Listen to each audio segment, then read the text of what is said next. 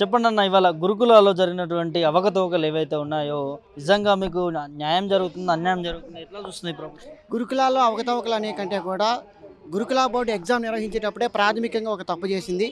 ఏమిటి ఆ ప్రాథమికమైనటువంటి తప్పు అనంటే వివిధ రకాల కేటగిరీలకి స్వభావరీత్యా, ఉద్యోగరీత్యా, తర్వాత శాలరీ రీత్యా వివిధ రకాల కేటగిరీల పోస్టులకి ఒకే రకమైనటువంటి ఎగ్జామ్ పెట్టడం వల్ల అంటే ప్రైమరీ అంటే సెకండరీ లెవెల్లో పనిచేసే టీచర్కి, తర్వాత కాలేజ్ లెవెల్లో జూనియర్ కాలేజ్ లెవెల్లో పనిచేసే టీచర్కి, తర్వాత నెక్స్ట్ డిగ్రీ కాలేజ్ లెవెల్లో పనిచేసే టీచర్కి ఒకే ఎగ్జామ్ పెట్టడం వల్ల ఒక విద్యార్థి ఏమయ్యాడంటే పై క్యాడర్కి సెలెక్ట్ కావటం, అదేవిధంగా మిగతా క్యాడర్లకు కూడా సెలెక్ట్ కావటం వల్ల మిగతా పోస్ట్ అన్ని కూడా బ్యాక్లాగ్ అయ్యే పరిస్థితి ఏర్పడింది. ఎట్ ది సేమ్ టైం ఇక్కడ మనం ఒక విషయాన్ని గమనించాల్సిన అంశం ఏంటంటే పేపర్ పెట్టేటప్పుడే కొన్ని ప్రామాణికాలు పాటించలేదు. ఫర్ ఎగ్జాంపుల్ జిఎస్, తర్వాత పెడగాజీ, తర్వాత కంటెంట్ ఉంది. పెడగాజీ కంటెంట్ అనేది ఒక అందరి విద్యార్థులకు చాలా అవసరం. కంటెంట్ వచ్చినంత మాత్రం ఎట్లా చెప్పాలో బోధించే విధానం తెలియకపోతే ప్రాబ్లం. కాబట్టి పెడగాజీ కావాలి, at the same time content కావాలి. కానీ అసలైన బోధించే కంటెంట్లో నెగిటివ్ మార్కులు వచ్చినటువంటి అభ్యర్థులకు కూడా ఏమైందంటే ఇప్పుడు జాబ్ వచ్చినటువంటి పరిస్థితి అయింది. ఇక్కడ కూర్చున్నటువంటి చాలా మంచి కంటెంట్ ఉన్నటువంటి అభ్యర్థులకి జాబ్ రాలేదు. కారణం ఏంటంటే వారి కేటగిరీ రీత్యా కావచ్చు, లేకపోతే ఉమెన్స్ రిజర్వేషన్ రీత్యా కావచ్చు, లేదా ఏ పరిస్థితి రీత్యానైనా సరే మెరిట్లో ఉన్నటువంటి అభ్యర్థులకైతే చాలా అన్యాయం జరిగింది. ఎట్ ది సేమ్ టైం ఒకే రకమైన పరీక్షా విధానం అనేది గ్రహించదగినటువంటి విషయం కాదనే విషయాన్ని మనం గమనించాలి. ఇంకొక అంశం ఏంటంటే ప్రభుత్వానికి సీఎం రేవంత్ రెడ్డి గారికి ఆయన కొత్తగా వచ్చాడు ప్రభుత్వంలోకి. వచ్చిన తర్వాత విద్యకు సంబంధించినటువంటి అంశాలు ఆయనకి నాలెడ్జ్ లేకపోవచ్చు. అటువంటి నాలెడ్జ్ లేకపోతే ఎవరైతే బోర్డు చైర్మన్ ఉన్నారో ఆ బోర్డు చైర్మన్ గారు తగినటువంటి జ్ఞానాన్ని కలిగించాల్సిన బాధ్యత ఆయన మీద ఉంది. ఫర్ ఎగ్జాంపుల్ బోర్డు చైర్మన్ గారు ఒక తప్పు చేశారనుకుందాం. ఆ తప్పు ఏంటంటే అందరికీ ఒకే రకమైన పరీక్ష పెట్టడం వల్ల బ్యాక్లాగ్ అవుతాయని ఆయనకు ముందే తెలుసు. ఇలా బ్యాక్లాగ్ అయ్యేటువంటి ఈ తప్పిదాన్ని ఆయన స్వయంగా నివారించేటువంటి ఆ యొక్క విచక్షణాధికారం ఆయన చేతిలో ఉంది. దాన్ని పట్టుకొని సీఎం గారి దగ్గరికి వెళ్ళి, సార్ ఇట్లా అభ్యర్థులందరికీ ఒకే రకమైన ఎగ్జామ్ పెట్టాం, ఇలా పెట్టడం వల్ల పోస్టులని బ్యాక్లాగ్ అయ్యే పరిస్థితి ఉంది, దీన్ని మనం నివారించాలంటే మీరు ఒక జీవోని తీసుకొచ్చినట్లయితే, ఒక మాట చెప్పినట్లయితే మేము నింపుతామని ఓవరాల్గా చెప్పినా కానీ ఆ చైర్మన్ గారు తన విచక్షణాధికారంతో, ట్రిబ్ చైర్మన్గా విచక్షణాధికారంతో ఆ యొక్క పోస్టులన్నీ కూడా నింపినట్లయితే ఈ 4000 మంది కుటుంబాలు కూడా ఇక్కడ రోడ్డు మీదకి వచ్చి ప్రాధాయపడాల్సినటువంటి అంశం లేదు. ఇంకొక అంశం ఏంటంటే సాధారణంగా మన తెలంగాణలో ఒక విద్యార్థి గ్రూప్ 2 అని, గురుకుల అని, లేకపోతే డిఎస్సి అని, ఎస్జిటి అని, తర్వాత టీఎస్పీఎస్సీ వేస్తే చేయాలని రకరకాల పోటీ పరీక్షలకు అటెండ్ అవుతూ ఉంటాడు. ఇలా పోటీ పరీక్షలకు అటెండ్ అయ్యే వ్యక్తి అన్ని రకాల పోటీ పరీక్షలకు చదివి తెలియకుండానే బై డిఫాల్ట్ 2 లేదా 3 జాబులకు ఎంపికయ్యే పరిస్థితి ఏర్పడుతుంది.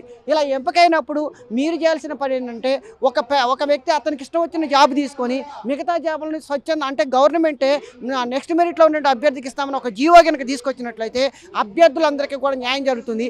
ఈ సమస్య ఇప్పటితో నేను ముగిసిపోతుందని నేను అనుకోను. ఎందుకంటే ఒకవేళ దీన్ని ఏదో ఒక రకంగా చేసి రూపమాపిన భవిష్యత్తులో జరగబోయే ఎగ్జామ్స్ అన్నిటికీ కూడా ఇటువంటి సమస్య పునరావృతం అయ్యే అవకాశం ఉంది. కాబట్టి రాష్ట్రంలో జరిగే పోలీస్ డిపార్ట్మెంట్లో కావచ్చు, హెల్త్ డిపార్ట్మెంట్లో కావచ్చు, లేకపోతే టీచర్ ఉపాధ్యాయ అంటే గురుకులాని, లేదా మన డైరెక్టరేట్ ఆఫ్ సెకండరీ స్కూల్ ఎడ్యుకేషన్లో కావచ్చు, వివిధ రకాల కేటగిరీలో వివిధ రకాల డిపార్ట్మెంట్లలో ఏ డిపార్ట్మెంట్లోనైనా సరే ఒక పై స్థాయి కేటగిరీలో ఒక విద్యార్థి ఒక అభ్యర్థి ఎంపికైనప్పుడు దాని నెక్స్ట్ మెరిట్లో ఉన్నటువంటి అభ్యర్థికి ఇచ్చేటటువంటి ఒక జీవో కనుక తీసుకొచ్చినట్లయితే నిరుద్యోగ యువత ఎవరైతే ఉన్నారో తెలంగాణలో ఉన్న నిరుద్యోగ యువత అందరూ కూడా బాగుపడతారు. ఆ దిశగా మీరు చర్య తీసుకుంటారని రేవంత్ రెడ్డి గారు మేము కోరుకుంటున్నాం. నిరుద్యోగులు అందరం కూడా ప్రభుత్వాలకు ఎప్పుడు కూడా వ్యతిరేకం కాదు, గుర్తుపెట్టుకోవాలి రేవంత్ అన్న. మేము అందరం కూడా మేము కావాలని మేము ఓటేసినాం. కాబట్టి మీ ప్రభుత్వానికి మేము ఎప్పుడు కూడా వ్యతిరేకం కాదు, మేము అనుకూలంగానే ఉంటాం. ఎందుకంటే ఇప్పుడు 1:2లో మా జాబ్ కనుక ఇస్తే మేము వచ్చి మీ ప్రభుత్వంలోనే పనిచేయాలా. మేము ప్రభుత్వ సేవకులమే కానీ ప్రభుత్వ సేవకులు ఎప్పుడు కూడా కోడ్ ఆఫ్ కండక్ట్ని వ్యతిరేకించాం, మీకు అనుకూలంగానే ఉంటాం. అందులో ముఖ్యంగా టీచర్లు అంటే బుద్ధిజీవులు, మా గురుకుల టీచర్లు. మేము టీచర్ ప్రొఫెషన్కి ఎంపికేటప్పుడే మా యొక్క అభిరుచిని చూస్తారు. తర్వాత మేము ఆ టీచింగ్ ఆప్టిట్యూడ్, తర్వాత ఎంట్రన్స్ రాసి బీఎడ్లో వస్తాం. బీఎడ్ అయిపోయిన తర్వాత మేము టీచర్ ఎలిజిబిలిటీ టెస్ట్ రాస్తాం.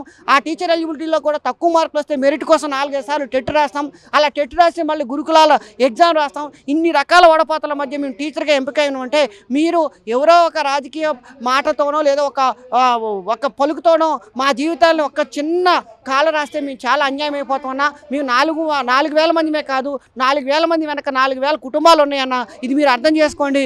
ఈ 4,000 కుటుంబాలు రాష్ట్రంలో ఉన్నటువంటి ఎంతోమందిని ఇన్ఫ్లుయెన్స్ చేయగలిగిన సామర్థ్యం ఉంటుంది. ఒక టీచర్ అంటే చాలామంది విద్యార్థులను ప్రభావితం చేస్తారు. అట్లాంటి మేము ఈ యొక్క మిగతా వాళ్ళని కూడా ప్రభావితం చేస్తాం. మీరు మంచి చేస్తే మంచి చేసినామని చెప్పుకుంటాం. కాబట్టి మాకు మీ పట్ల చాలా ఆశావాహ దృక్పథం ఉందన్న. మీరు ఖచ్చితంగా మంచి చేస్తారని మేము కోరుకుంటున్నాం. ఆశావాహ దృక్పథంతో ఉన్నాం.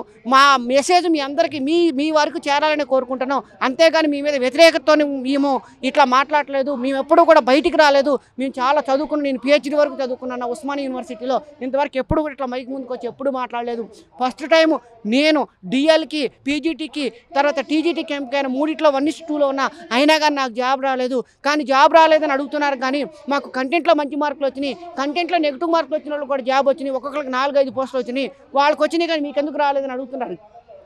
కాబట్టి ఇటువంటి అంశాలు ఏవైతే ఉంటాయో వీటన్నిటినీ కూడా మీరు జాగ్రత్తగా చూసుకొని మీరు మంచిగా చేస్తే మిగతా అభ్యర్థులందరికీ కూడా న్యాయం జరుగుతుందని మేము అనుకుంటున్నాం అన్న. ఈ విషయం మీకు చేరుతుందని మేము ఆశిస్తున్నాం. థ్యాంక్ యూ అన్న.